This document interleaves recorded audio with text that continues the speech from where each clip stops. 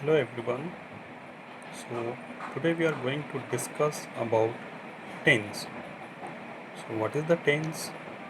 We will discuss and let's see what is the importance of tense in English. So tenses play a crucial role in the English language. It denotes the time an action takes place, whether sometime in the past, in the present, or will it take some time in the future. So we divide tense into three parts or three kinds. First is your present tense, the second one is your past tense, and the third one is your future tense.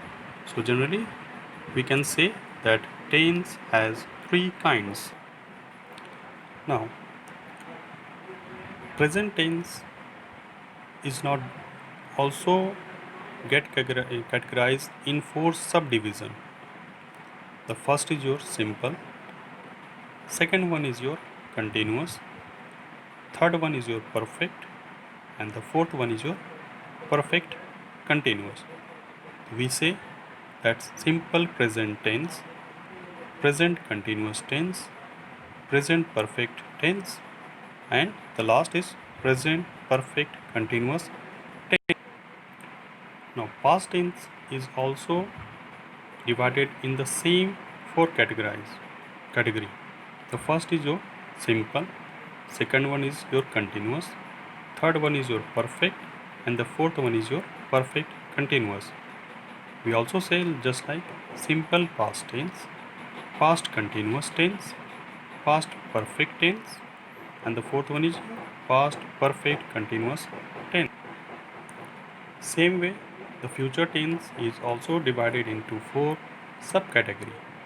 First is your simple, second one is your continuous, third one is your perfect, and the fourth one is your perfect continuous. So we can also say sim- simple future, future continuous tense, future perfect tense, and future perfect continuous tense. So in this chart we can easily learn the names of tense. So tense, if we learn the four names, we can learn all the 12 names, because the all the four subcategory are same in present, in past, and in future.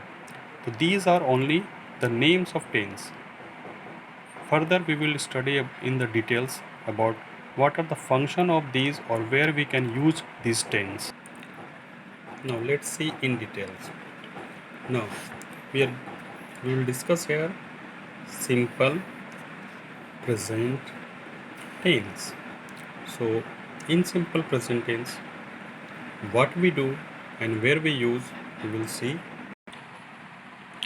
Let's see where to use the simple present tense. The main use of simple present tense is to express actions done as a matter of habit or actions done repeatedly. We also use simple present tense to express permanent truth. Let's continue. Now here we see the structure of simple present tense. So what we use or how to form simple present tense? There will be first subject, then we use verb 1 or verb 5 according to the subject, and then object. Take this example. Eh, I teach English. Here I is the subject, teach is verb 1, and English is the object. So I teach English. Now as you see here, I have structured four more sentences. So every sentence we will define in five categories. Just like see, the first is your I teach English. This is your affirmative sentence, or we can directly say it is your positive sentence. Now we will change this sentence into negative. Just like I teach English, here I do not teach English. To make negative sentence, we use do not. or instead of do not, we can write in short don't. I don't teach English. Next is, you can say it is your interrogative sentence, and in the positive way. Do I teach English? We put do in front of the sentence to make it interrogative. Do I teach English?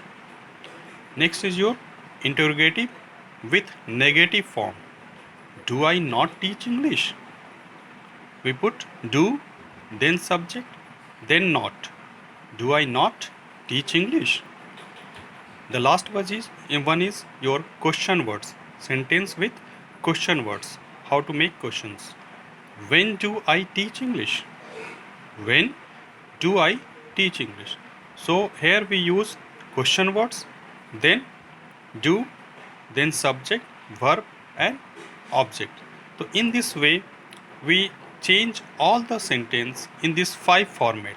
First is your positive, the second one is your negative, positive interrogative, then negative interrogative, and the last one is your question words.